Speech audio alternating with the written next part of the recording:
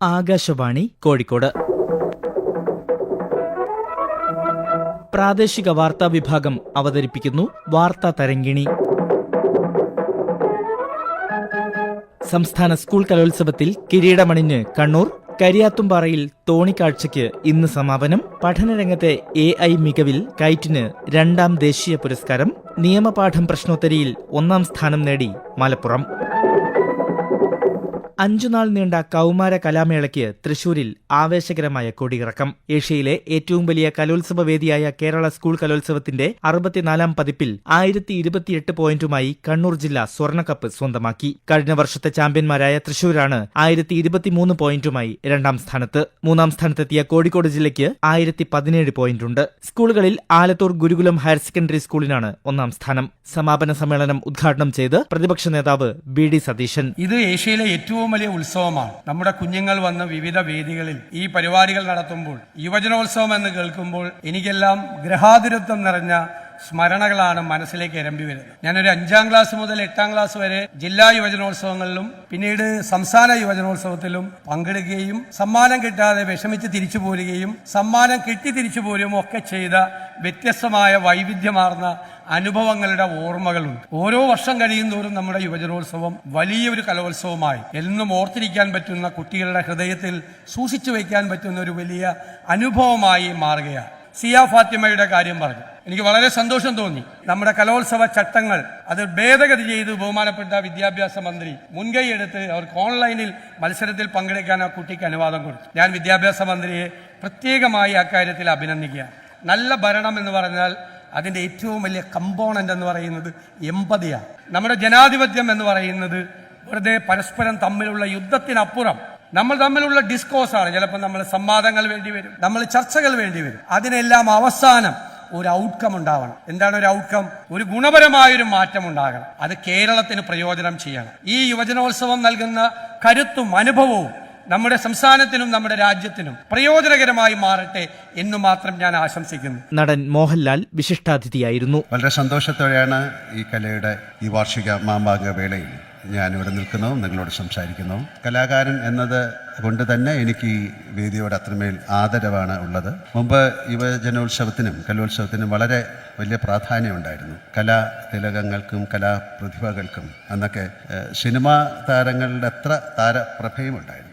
അന്ന് സ്കൂൾ യുവജനോത്സവങ്ങളിലും സർവകലാശാല യുവജനോത്സവങ്ങളിലും ഒക്കെ മാത്രമായിരുന്നു ബാലകൗമാരികൾക്ക് തങ്ങളുടെ കലാശേഷി പ്രകടിപ്പിക്കാനുള്ള ഒരു അവസരം. മലയാള സിനിമയ്ക്കും നമ്മുടെ യുവജനോത്സവങ്ങൾ എത്രയോ പ്രതിഭകളെ സമ്മാനിച്ചിട്ടുണ്ട്. പാഠപുസ്തകങ്ങൾക്ക് പുറത്ത് ഇത്രയേറെ ജീവിത അനുഭവങ്ങൾ സമ്മാനിക്കുന്ന, സാംസ്കാരികമായി അവരെ പരുവപ്പെടുത്തുന്ന കലോത്സവങ്ങളുടെ രാഷ്ട്രീയവും സാമൂഹികവുമായ പ്രസക്തി തിരിച്ചറിഞ്ഞ് അതിനായി ഇത്രയേറെ പണവും മനുഷ്യ വിഭവവും മാറ്റിവെക്കുന്ന സംസ്ഥാന സർക്കാരിനോടും വിദ്യാഭ്യാസ വകുപ്പിനോടും കലാകാരനെന്ന നിലയ്ക്ക് ഞാൻ എൻ്റെ ഉള്ളു നിറഞ്ഞ നന്ദി രേഖപ്പെടുത്തുന്നു. ഈ കലോത്സവത്തിൽ വിജയികളായവരും വിജയിക്കാത്തവരും പങ്കെടുത്തവരും പങ്കെടുക്കാനാവാത്ത പോയവരുമായ എല്ലാ കുട്ടികളോടും എനിക്ക് പറയാൻ ഒരൊറ്റ കാര്യമേ ഉള്ളൂ. നിങ്ങളിലെ കലാകാരനെ അല്ലെങ്കിൽ കലാകാരിയെ ഈ വേദിയിലേക്ക് മാത്രമായി ചുരുക്കരുത്. നിങ്ങളുടെ മുന്നിലുള്ളത് സാധ്യതകളുടെ ആകാശം അനന്തമാണ്. നിങ്ങളിലെ കലാകാരനെ മിനുക്കിയെടുക്കുക, പരമാവധി അവസരങ്ങൾ വിനിയോഗിക്കുക.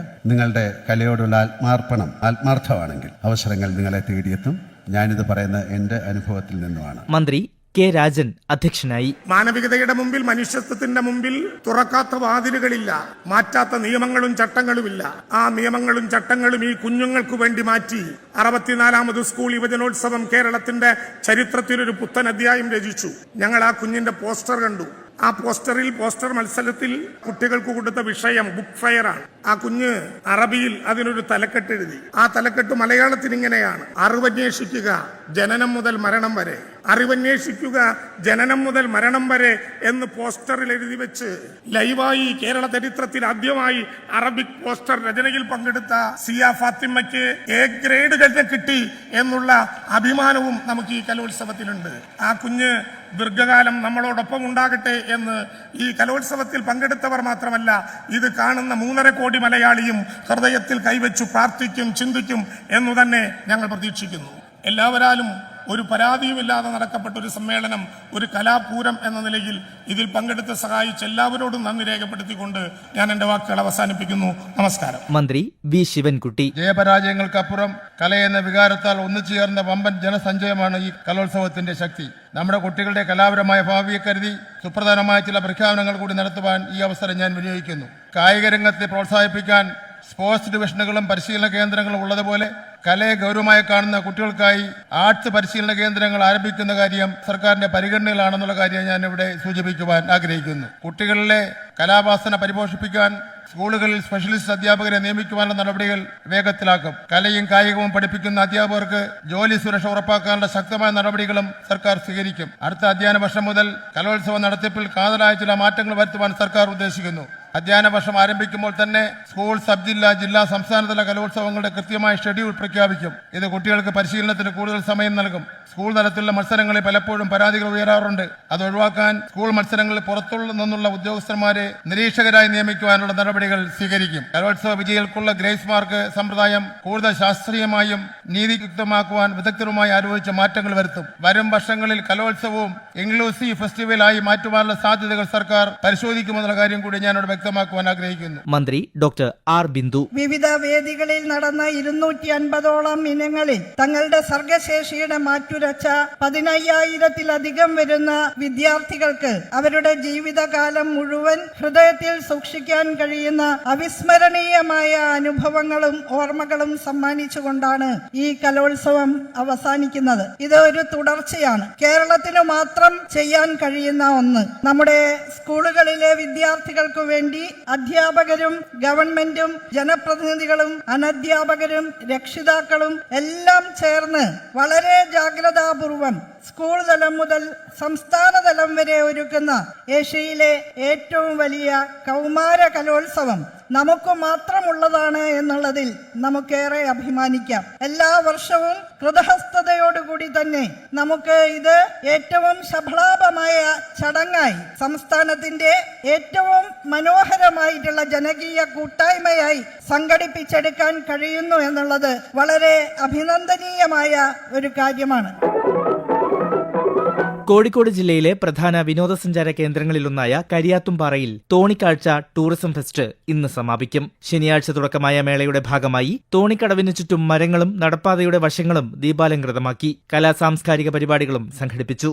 അവസാന ദിവസമായ ഇന്ന് വൈകിട്ട് ചലച്ചിത്ര പിന്നണി ഗായിക അനു സിത്താര നയിക്കുന്ന സംഗീത നിശ അരങ്ങേറും. തോണിക്കാഴ്ച ഓൺലൈനായി ഉദ്ഘാടനം ചെയ്ത് മന്ത്രി പി എ മുഹമ്മദ് റിയാസ്. കൂരാച്ചുണ്ട് പഞ്ചായത്തിലെ അതിമനോഹരമായ തോണിക്കടവ് കരിയാത്തിൻപാറ ഡെസ്റ്റിനേഷൻ ഇതിനോടകം തന്നെ സഞ്ചാരികളുടെ ശ്രദ്ധയേറെ ആകർഷിച്ച കേന്ദ്രമാണ്. സോഷ്യൽ മീഡിയയിൽ ഈ ടൂറിസ്റ്റ് കേന്ദ്രത്തിന്റെ വീഡിയോ വളരെയേറെ വൈറലായിരുന്നു. പെരുവണ്ണാമൊഴി റിസർവോയറിന്റെ ഭാഗമായി ഈ പ്രദേശം സർക്കാർ ടൂറിസം കേന്ദ്രമായി വികസിപ്പിക്കുകയാണ്.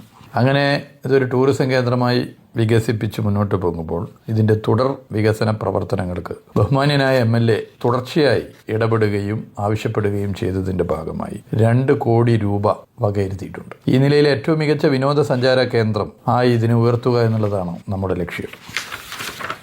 ഇത്തരം ടൂറിസ്റ്റ് കേന്ദ്രത്തെ ജനങ്ങൾ വലിയ പ്രതീക്ഷയോടുകൂടിയാണ് കാണുന്നത്. നമ്മുടെ സംസ്ഥാനം ആഭ്യന്തര സഞ്ചാരികളുടെ എണ്ണത്തിൽ സർവകാല റെക്കോർഡിലെത്തി. 2025 വർഷത്തിലെ ആദ്യ 9 മാസത്തെ കണക്കുകൾ പുറത്തു വന്നപ്പോൾ സർവകാല റെക്കോർഡ് വന്നു. 2025 അവസാന 3 മാസവും ഏറ്റവും അധികം ആഭ്യന്തര സഞ്ചാരികൾ വന്ന വർഷമായി മാറുമെന്നുള്ളതാണ് കണക്കുകൾ സൂചിപ്പിക്കുന്നത്. വിദേശ സഞ്ചാരികളുടെയും എണ്ണം വലിയ നിലയിൽ വർദ്ധിച്ചു വരികയാണ്. ഒട്ടേറെ പുതിയ ടൂറിസ്റ്റ് കേന്ദ്രങ്ങൾ കാണാൻ വേണ്ടി ആളുകൾ ഓടിയെത്തുന്ന സ്ഥിതിയായി മാറുന്നു. പുതിയ പുതിയ കൂട്ടായ്മകൾ നാട്ടിൽ വളർന്നു വരുന്നു. ആ ഫെസ്റ്റുകൾ ജനകീയ ഫെസ്റ്റുകളായി മാറുകയാണ്. ജനകീയ ഫെസ്റ്റുകളുടെ പ്രത്യേകത ജനങ്ങൾ എല്ലാം മറന്ന് ഒന്നിക്കുന്നു എന്നുള്ളതാണ്. ജനങ്ങളുടെ സന്തോഷത്തിന്റെ ഒത്തുചേരലിന്റെ വിളംബരമാണ് ഇത്തരം ഫെസ്റ്റുകൾ. സംസ്ഥാനത്ത് പൊതുവിദ്യാഭ്യാസ മേഖലയിലെ ഡിജിറ്റൽ മുന്നേറ്റങ്ങൾക്ക് നേതൃത്വം നൽകുന്ന Kerala infrastructure and technology for education കൈറ്റിന് വീണ്ടും ദേശീയ അംഗീകാരം. കൈറ്റിന്റെ സമഗ്ര പ്ലസ് AI പ്ലാറ്റ്ഫോമിനാണ് പുരസ്കാരം. ഡൽഹിയിൽ സംഘടിപ്പിച്ച ഗവേണൻസ് നൌ 6ാമത് ഡിജിറ്റൽ ട്രാൻസ്ഫോർമേഷൻ ഉച്ചകോടിയിൽ ലേണിംഗ്, മൂല്യനിർണ്ണയം, ഡിജിറ്റൽ പഠനവേദി എന്നീ മേഖലകളിലെ മികവിനാണ് പുരസ്കാരം. കുട്ടികൾക്ക് അവരുടെ പഠന നിലവാരത്തിനനുസരിച്ച് പഠനം ക്രമീകരിക്കാൻ സഹായിക്കുന്ന നൂതന AI പ്ലാറ്റ്ഫോമാണ് സമഗ്ര പ്ലസ് AI.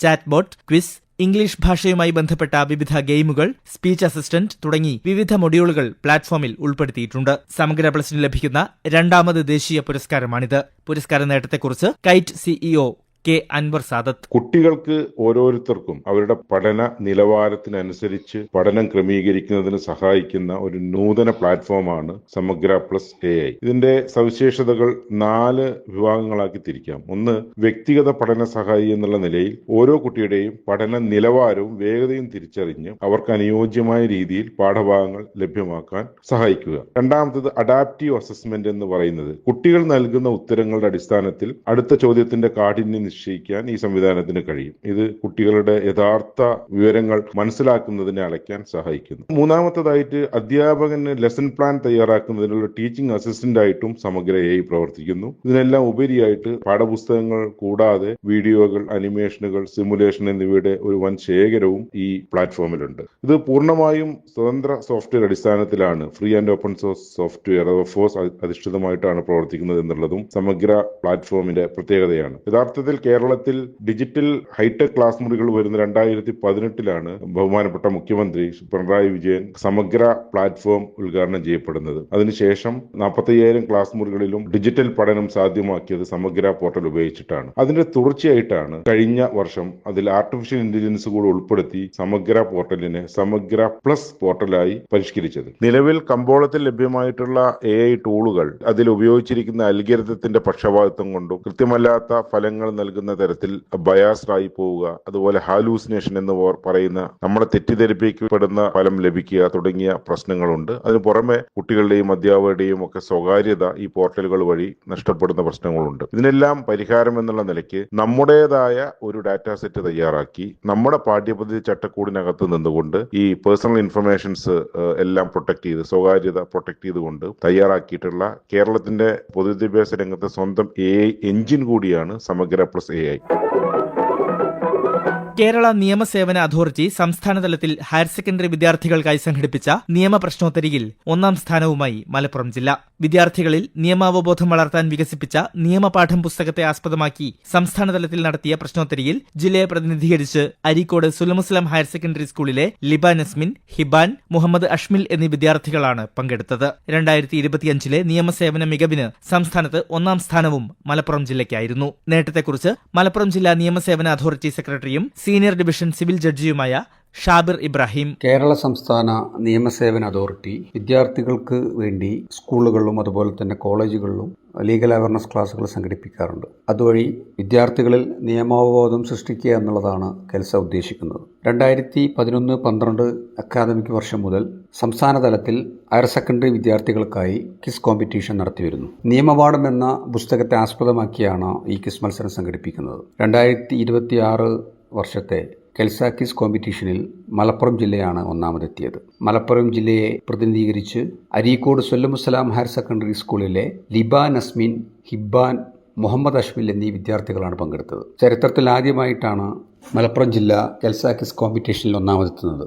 2025 വർഷത്തിലെ മികച്ച DLSA ആയി തെരഞ്ഞെടുക്കപ്പെട്ടതും മലപ്പുറം DLSA ആണ്. പ്രശ്നോത്തരിയിൽ പങ്കെടുത്ത Liba Nasmin. Kerala state legal services authority ഹൈക്കോടതിയിൽ വെച്ച് നടത്തിയ ലീഗൽ അവയർനെസ് ക്വിസിൽ മലപ്പുറം ജില്ലയെ പ്രതിനിധീകരിച്ച് ഞങ്ങൾ 3 പേരാണ് പങ്കെടുത്തത്. വിവിധ ജില്ലകളിൽ നിന്നുള്ള ടീമുകൾ ഉണ്ടായിരുന്നു. നല്ലൊരു മത്സരമായിരുന്നു. അതിൽ മലപ്പുറം ജില്ലക്ക് 1ാം സ്ഥാനം നേടാൻ കഴിഞ്ഞതിൽ അഭിമാനമുണ്ട്. ഞാൻ ഇതിനു മുമ്പും മലപ്പുറം ജില്ലയെ പ്രതിനിധീകരിച്ച് ഈ മത്സരത്തിൽ പങ്കെടുത്തിരുന്നു. ഞാനടങ്ങിയ ടീമിന് കഴിഞ്ഞ വർഷം 3ാം സ്ഥാനം നേടാനായി. ആ 3ാം സ്ഥാനം 1ാം സ്ഥാനം ആക്കണം എന്നൊരു ആഗ്രഹം ഉണ്ടായിരുന്നു. ആ ആഗ്രഹം സാധ്യമായതിൽ വളരെയധികം സന്തോഷമുണ്ട്. എന്റെ സ്കൂളിലെ ടീച്ചേഴ്സ് പിന്നെ എന്റെ ഫാമിലിന്റെ സപ്പോർട്ട് കൊണ്ടാണ് ഈ വിജയം കൈവരിക്കാൻ സാധിച്ചത്. ഇത് വെറും ഒരു ക്വിസ് കോമ്പറ്റീഷൻ മാത്രമായിരുന്നില്ല. ഈ ക്വിസിന് വേണ്ടി പ്രിപ്പയർ ചെയ്തപ്പോഴും പങ്കെടുത്തപ്പോഴും ഒരു പത്രവായനന്റെ ഇമ്പോർട്ടൻസ് എത്രത്തോളാണെന്ന് മനസ്സിലായി. അത് എത്രത്തോളം മെച്ചപ്പെടുത്തണം എന്ന് എനിക്ക് മനസ്സിലായി. അതിലുപരി ഈ ഭരണഘടനയെ കുറിച്ച് കൂടുതൽ പഠിക്കാനും അറിയാനും സാധിച്ചു. ഇത് നല്ലൊരു എക്സ്പീരിയൻസ് തന്നെയായിരുന്നു. എന്റെ വിജയത്തിന് വേണ്ടി പ്രയത്നിച്ച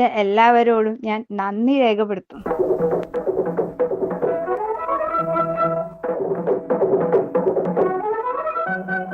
വാർത്താ തരംഗിണി സമാപിക്കുന്നു. എഡിറ്റിംഗ് VK സുരേഷ്, തയ്യാറാക്കി അവതരിപ്പിച്ചത് YP ഹബീബ് റഹ്മാൻ. വാർത്താ തരംഗിണി ഇനി വ്യാഴാഴ്ച രാവിലെ ഇതേ സമയം.